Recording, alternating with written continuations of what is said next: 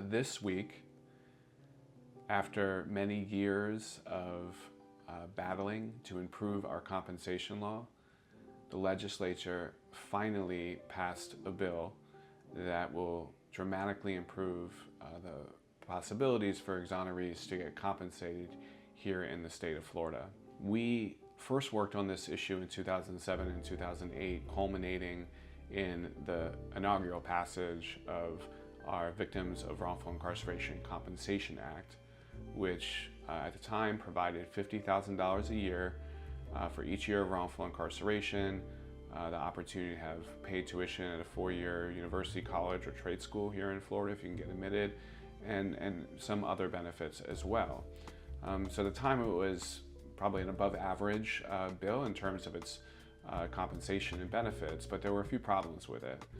Most notably that it contained a first of its kind and only of its kind clean hands provision, which prevented most individuals from getting compensated. So what that was, if you had a felony conviction on your record and you were subsequently wrongfully convicted and perhaps spent 10 or 20 or 30 years in prison and later exonerated and proven innocent, you were not able to get compensated under that act because of the prior felony conviction, because you didn't have clean hands.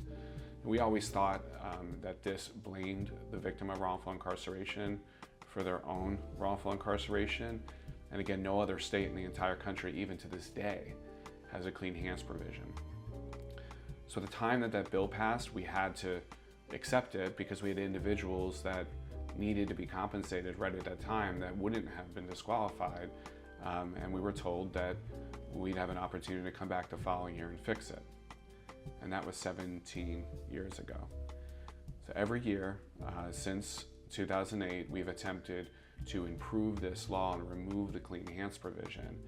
And it took a tremendous amount of work by a number of Republican and Democratic senators and representatives over the years, lobbyists, public policy advocates here at the Innocence Project of Florida, as well as with our partners at the Innocence Project in New York.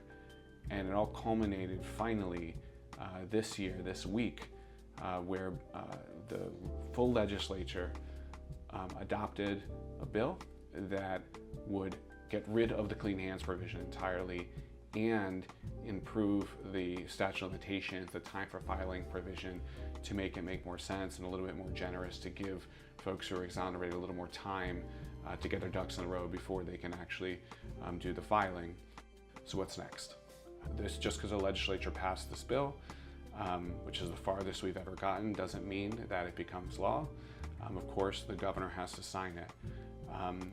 We're hopeful that when this bill hits the governor's desk, he'll understand the importance of this issue to individuals who have been victims of wrongful incarceration, who have been able to demonstrate their innocence and get out from behind decades of wrongful incarceration, and that this bill and the benefits in it are the least the state can do to help them move forward in a positive way. There's no amount of money that is going to give someone the years of their life that they missed out on due to wrongful incarceration. There's no amount of money that's going to give them their missed birthdays and their missed holidays and missed time with their family.